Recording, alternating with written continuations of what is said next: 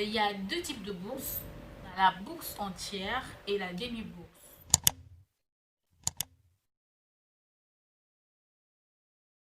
Salut tout le monde, j'espère que vous allez bien. Alors moi je vais très bien par la grâce de Dieu.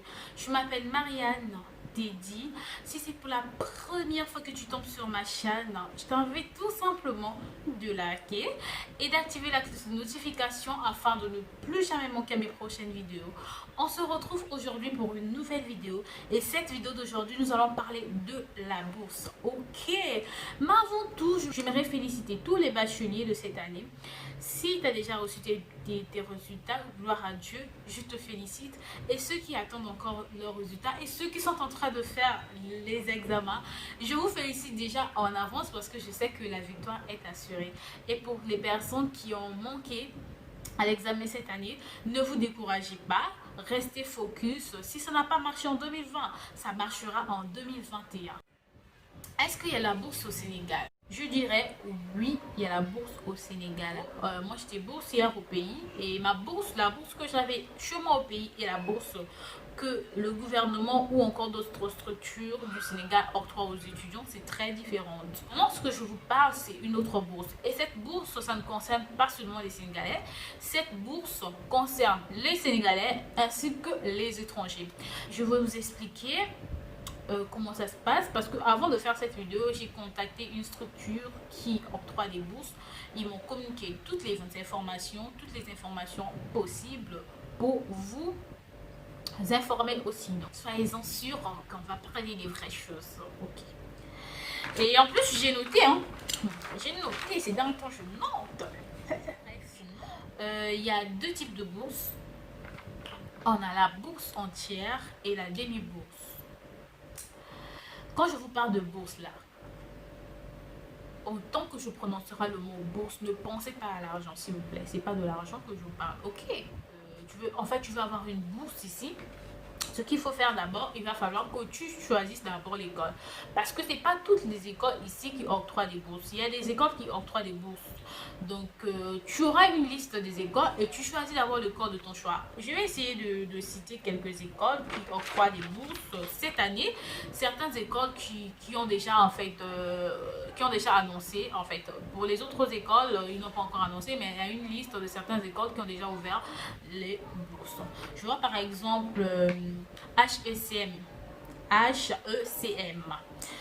Cette école à la bourse, Iman à la bourse, je vois Sub-Afrique à la bourse et il y a Sub-Dakar aussi à la bourse, il y a aussi IFA aussi à la bourse. Eux, ils ont déjà officialisé la bourse de l'année 2020-2021. Voilà.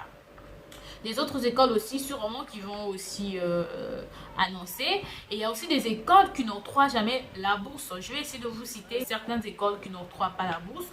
Donc, on a IAM. IAM n'octroie pas la bourse. Mais je pense qu'avec le système de la MESCO, ça, c'est plus pour les étudiants congolais.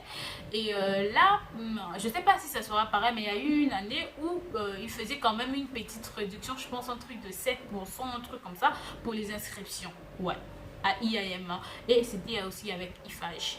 Donc IFAGE aussi, je vais profiter, IFAGE aussi n'octroie pas les bourses. On a le Subdeco n'octroie pas des bourses. On a Easy aussi n'octroie pas des bourses. Bah, bref, ça moi je connais pas trop.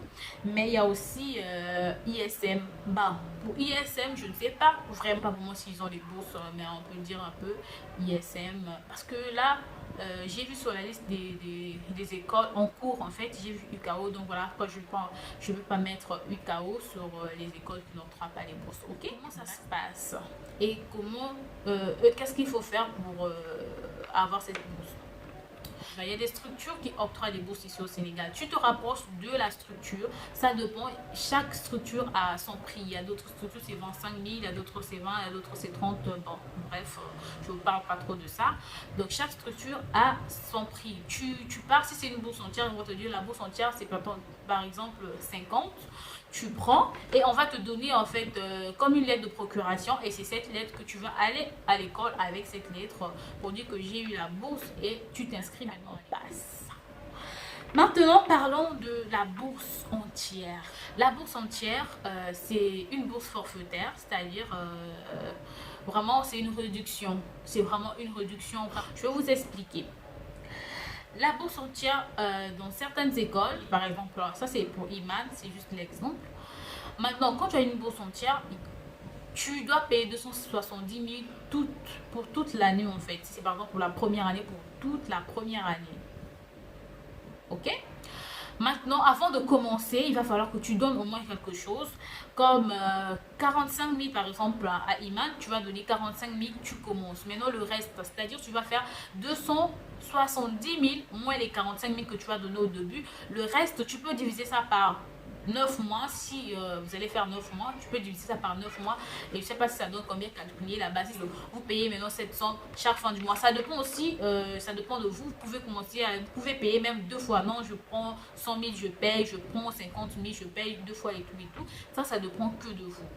Maintenant, c'est comme ça que ça se passe. J'espère que vous avez compris. Donc, la bourse entière, tu payes une somme pour toute l'année.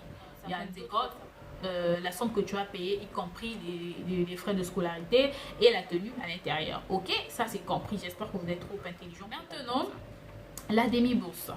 On a aussi la demi-bourse. Je pense que c'est les 50% des frais de scolarité. En ce qui concerne la demi-bourse, vous n'êtes pas exclu des frais d'inscription. Il y a une bourse, mais tu dois payer les frais d'inscription. Si par exemple ton école, les frais d'inscription c'est 50 000 ou 150 000, tu vas payer les 150 000. Si par exemple la tenue c'est 30 000, tu vas payer les 30 000 de la tenue. Et maintenant, où est-ce que ta demi-bourse va jouer? C'est au niveau de tes frais de scolarité.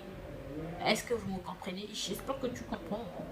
Donc, c'est au niveau des frais de scolarité. Par exemple, la première année, vous payez 60 000.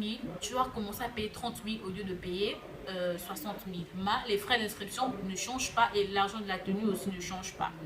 Voilà, je pense que tout est clair. C'est ce que je voulais vous faire comprendre. Vous avez compris la différence. Donc, bourse entière, tu payes une somme pour toute une année. Demi-bourse, donc tu payes les frais de scolarité divisé par deux. Si c'est par exemple au cas de 80 000, tu vas, au lieu de payer 80 000, tu vas payer 40 000. C'est comme ça que ça se passe.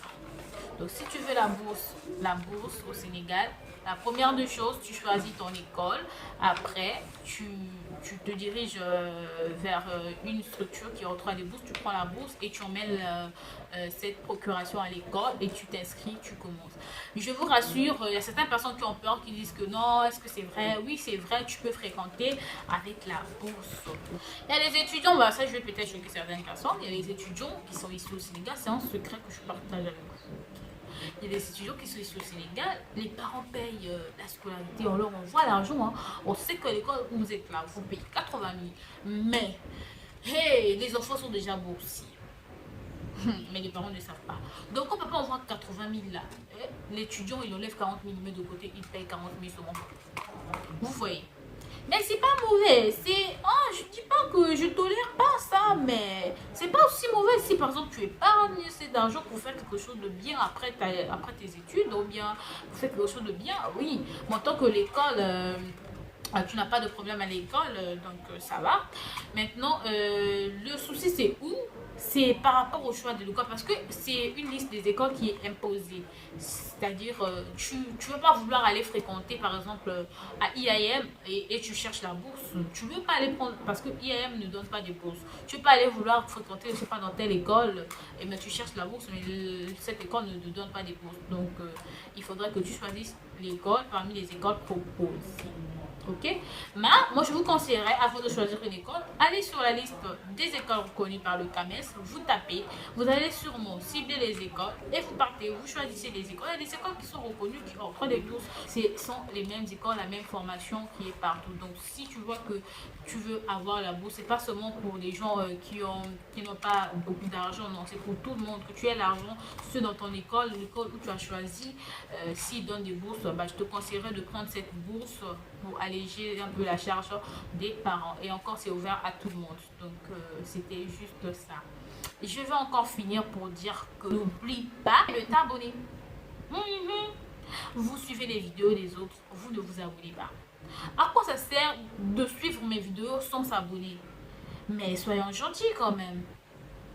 ça, c'est pas coûteux quand on te demande pas de l'argent, c'est juste un soutien qui est gratuit comme ça. C'est gratuit. Ok, je compte sur vous. Excellente journée, excellente soirée à vous. Alors, à nous revoir dans une prochaine vidéo. Ciao, bisous.